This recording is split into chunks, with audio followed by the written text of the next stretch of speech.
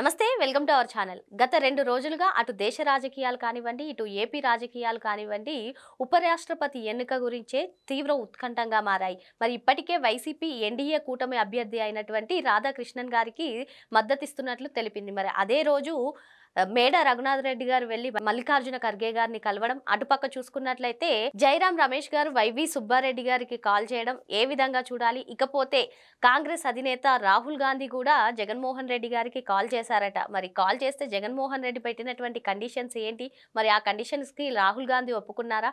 ప్రస్తుతం ఇదే అంశం చర్చనీయాంశంగా మారింది. ఇదే అంశం పైన చర్చించడానికి మనతో పాటుగా ఉన్నారు సీనియర్ జర్నలిస్ట్ డివి శ్రీనివాస్ గారు. నమస్తే సార్. నమస్తే. ఉపరాష్ట్రపతి ఎన్నిక అటు దేశ రాజకీయాలనే కాదు, ఇటు ఏపీ రాజకీయాలను కూడా కదిపేస్తున్నాయని చెప్పుకోవచ్చు సార్. మరి వైసీపీ ఇప్పటికే ఎన్డీఏ కూటమి అభ్యర్థి అయినటువంటి రాధాకృష్ణన్ గారికి సపోర్ట్ ఇచ్చింది. మరి ఆ రోజే పార్టీ అధిష్టానం ఏ రోజైతే నిర్ణయం తీసుకుందో అదే రోజు మేడ రఘునాథ్ రెడ్డి గారు వెళ్లి మల్లికార్జున ఖర్గేని కలవడం, మరోపక్క చూసుకున్నట్లయితే వైవి సుబ్బారెడ్డి గారికి జైరాం రమేష్ గారు కాల్ చేయడం, కాంగ్రెస్ అధినేత రాహుల్ గాంధీ గారు జగన్మోహన్ రెడ్డి గారికి కాల్ చేశారని పలు కథనాలు వస్తున్నాయి సార్. మరి ఆయన కాల్ చేస్తుంటే జగన్మోహన్ రెడ్డి గారు ఎటువంటి కండిషన్స్ పెట్టుండొచ్చు? ఆ కండిషన్స్ కి రాహుల్ గాంధీ ఒప్పుకున్నారంటారా? అసలు ఏం జరగబోతుంది? ఈ ఉపరాష్ట్రపతి ఎన్నిక వైసీపీకి వరంగా మారబోతుందంటారా? ఏమంటారు? ఎంకి పెళ్ళి సుబ్బి సావుకొచ్చిందా? ఉపరాష్ట్రపతి ఎన్నిక వైసీపీ సావుకొచ్చిందా? అంటే రాహుల్ గాంధీ జగన్మోహన్ రెడ్డికి ఫోన్ చేశాడు అంటున్నారు. అంటే హాట్ లైనా, కోల్డ్ లైనా? ఇప్పుడు గతంలో జగన్మోహన్ రెడ్డి ప్రెస్ మీట్ పెట్టి ఏమన్నాడు? చంద్రబాబు, రేవంత్, రాహుల్ హాట్ లైన్ అన్నాడు. మరి ఇదే లైన్? రాహుల్ జగన్మోహన్ రెడ్డికి ఫోన్ ఏ లైను? లేకపోతే జైరాం రమేష్ వైవి సుబ్బారెడ్డికి ఫోను ఏ లైను? లేకపోతే మేడ రఘునాథ్ రెడ్డి మల్లికార్జున ఖర్గేకి ఏ లైను? జగనే చెప్పాలి. ఇప్పుడు ఒకటి మాత్రం వాస్తవం, చీలికలు పీలికలు. వైఎస్ఆర్ కాంగ్రెస్ పార్టీ చింకి చాటైందా? అంటే జగన్మోహన్ రెడ్డి ఆ పార్టీపై పట్టుకోల్పోయాడా? ఒక రకంగా చెప్పాలంటే 5 ఏళ్ళు ఈ రాష్ట్రాన్ని పాలించిన పార్టీ, దగ్గర దగ్గర 14 ఏళ్ళు 13 ఏళ్ళ చరిత్ర ఉన్నటువంటి వైఎస్ఆర్ కాంగ్రెస్ పార్టీ ఇవాళ మరి జెండా పీకేస్తున్నారా? మేడా రఘునాథ్ రెడ్డి వెళ్ళి మల్లికార్జున ఖర్గేని కలిసినప్పుడు అసలు ఏమనుకున్నారు? ఇంకా అసలు కంప్లీట్గా మారిపోతున్నారు అన్న దీంట్లో జైరాం రమేష్ ఏమో సుబ్బారెడ్డికి ఫోన్ చేశాడు. రాజ్యసభ పక్షం వైసీపీ చీలిపోతుందా? ఇప్పటికే గతంలో 9 మారారు. అసలు దీని బలం 11. 11లో 9 అస్త్ర సన్యాసం చేశాడు సాయిరెడ్డి. రాజీనామా చేసి వ్యవసాయం అన్నాడు.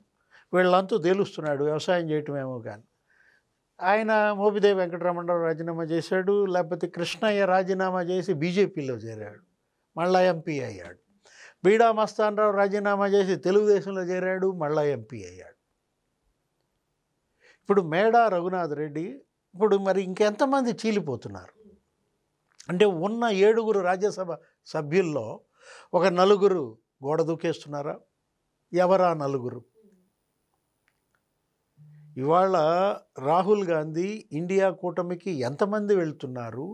మరి ఎన్డీఏకి ఎంతమంది ఓటేస్తున్నారు? ఉన్న 7లో పరిమళనత్వాన్ని పేరుకే వైసీపీ, బ్లడ్ బీజేపీ. ఆయన మొన్న వక్ఫ్ బిల్ అప్పుడు కూడా మీరు చూశారు. ఏది వక్ఫ్ బిల్ అప్పుడు దాన్ని వ్యతిరేకించమంటే అసలు ఫస్ట్ ఓటేసిందే పరిమళనత్వాన్ని. ఇలాంటి పరిస్థితుల్లో ఇప్పుడు ఈ ఓటు కూడా పరిమళనత్వాన్ని ఎన్డీఏ అభ్యర్థికే వేస్తాడు. అంటే పంచుకున్నారా? 3 4 గోడ మీద పిల్లిగా. అప్పుడేమన్నారు? వక్ఫ్ బిల్ అప్పుడు లోక్సభలో దాన్ని వ్యతిరేకిస్తున్నామన్నారు, రాజ్యసభలో ఓట్లు వేశారు. ఇప్పుడు లోక్సభలో 4 ఉన్నారు. ఆ 4లో మిథున్ రెడ్డి జైలు నుంచి బయటకు వచ్చి ఓటేస్తాడా? ఓటేయటానికి ఆయనకి పర్మిషన్ ఉంటుంది. మరి మిథున్ రెడ్డి వేలాడుతోంది కత్తి. అంటే ఏంటి? కత్తి అనకూడదు, గొడ్డల. అంటే ఏంటి? వాళ్ళ కోర్టు తీర్పు ఏమి రాబోతోంది? ఆ గొడ్డలితో నరికి చంపినటువంటి ఆ కేసులో, వివేకానంద రెడ్డి హత్య కేసులో ఆయనది సెప్టెంబర్ 9 అంటున్నారు. 9వ తారీఖు మరి తీవ్ర నిర్ణయాలు ఉంటాయా? సుప్రీంకోర్టు బెయిల్ రద్దు చేస్తుందా? అవినాష్ రెడ్డిది జైలుకి వెళ్తాడా? అంటే ఉన్న నలుగురిలో ఇద్దరు ఎంపీల పరిస్థితి ఇట్లా ఉంటే ఇంకా ఆ ఇద్దరు ఏం చేస్తారు? ఎవరు కోటేస్తారు? అంటే జగన్మోహన్ రెడ్డి ఇవాళ ముందుకెళ్తే నుయ్యి, వెనక్కెళ్తే అంటే అదే అది ముందుకెళ్తే ఏంటి ఎన్డీఏ, వెనక్కెళ్తే ఇండియా కూటమి. ఆ నుయ్యిలో పడతాడా, ఈ గొయ్యిలో పడతాడా? అసలు మధ్యలో ఈ పిడుగు పడింది వచ్చి, ఏది పులివెందుల జడ్పీటీసీ ఎన్నిక. అసలు మనం ఊహించాల, పులి మీద పుట్ర. ఒక రకంగా చెప్పాలంటే డిపాజిట్లు పోయాయి. పులివెందుల ఒంటిమిట్ట జడ్పీటీసీలు జగన్ గాలి తీశాయి. జగన్మోహన్ రెడ్డి అందుకే ఇవాళ అతని మాట ఎవరు వినని పరిస్థితి. బొత్స సత్యనారాయణ ప్రకటించాడు ఏమని, మా వాళ్ళంతా ఎన్డీఏ అభ్యర్థి రాధాకృష్ణకు ఓటేస్తారు, రాజ్నాథ్ సింగ్ మమ్మల్ని ఫోన్ చేసి అడిగాడు అన్నారు. ఆయన చేశాడా, మీరు చేయించుకున్నారా? అస్తిత్వం కోసం పోరాటం చేస్తోంది ఈ పార్టీ. ఇవాళ బతుకుదామా సద్దామా అన్నట్టుగా ఉందన్నమాట. అంటే ఇప్పుడు చావు బతుకుల సమస్యగా మారింది. ఇంకా ఎన్నేళ్ళు నడవాలి? ఇంకా 3.5 ఏళ్ళు. ఇది తొలి అడుగే కదా, ఇదంతా 1.5 సంవత్సరం కూడా కాలేదు ఇంకా. ఇప్పటికే ఇంత కకావికలైతే ఈ పార్టీ చీలికలు పీలికలు అవుతుంటే రేపేం జరుగుద్ది? జగన్మోహన్ రెడ్డికి ఒక స్టాండ్ అంటూ లేకపోవడం, ఒక విధానం, ఒక సిద్ధాంతం లేకుండా వన్ మ్యాన్ షో ఏమైపోయింది? అది కాస్త నీకు బెడిసి కొట్టింది. అంటే షో మాస్టర్గా జగన్మోహన్ రెడ్డి. గతంలో మనం బ్లఫ్ మాస్టర్ అనేవాళ్ళం. అన్నీ అబద్ధాలే కదా, నోరు తెరిస్తే ఫ్రాడ్ కదా.